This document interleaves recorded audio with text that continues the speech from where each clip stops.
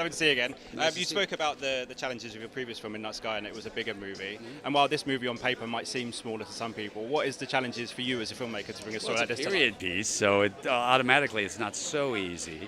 And it was difficult shooting during COVID because everything gets doubled and tripled. Like if you were going to bring the crew to the set, you put 10 people in a van. Now you can put 2 in a van. So that gets you, 6 more vans. So everything was slower and was harder to do. Hard to talk to actors when you're wearing a shield and a mask. All of that was tricky, but we get through it. You get through it. All these films later, what have you learned about yourself as a filmmaker from when you started with Confessions of a Dangerous Mind now to this? I don't know. I think the one thing you figure out is that you actually know nothing and that you're constantly learning. And if you ever think you've figured it out, you're really in trouble. You get to show this to an audience tonight, which over the last year and a half we haven't had to do. How exciting is it for you, and how important is the cinema experience still? Well, obviously the cinema experience is, comedies aren't funny unless you're in a crowd. Really. Scary movies are much scarier in a crowded room. We still need the cinema experience, so we get to have both here, which is exciting, man. I'm going to go in now and do it. Thanks so much. Pleasure. They touched on briefly about your upbringing and being in a bar and finding camaraderie and male fraternal bonds there.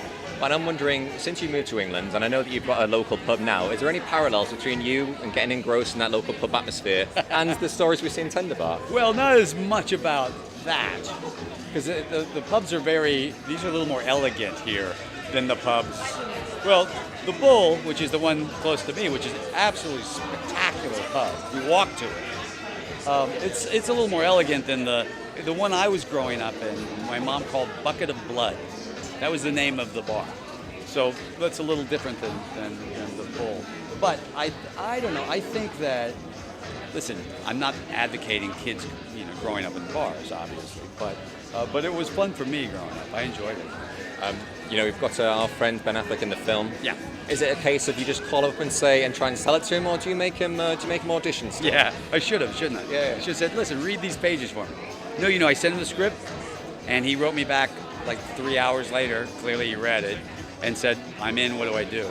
And that's nice. So once you know an actor wants to do that, you're in pretty good shape as a director. What about the rest of the cast? Obviously, Tye is a kind of not the star, but an important part of this film. Yeah. What was it in him that you saw which made you think, he can do this? He actually read for it, and the minute he read, I was like, well, this young man, I would say kid and people get mad, this young actor is really spectacular.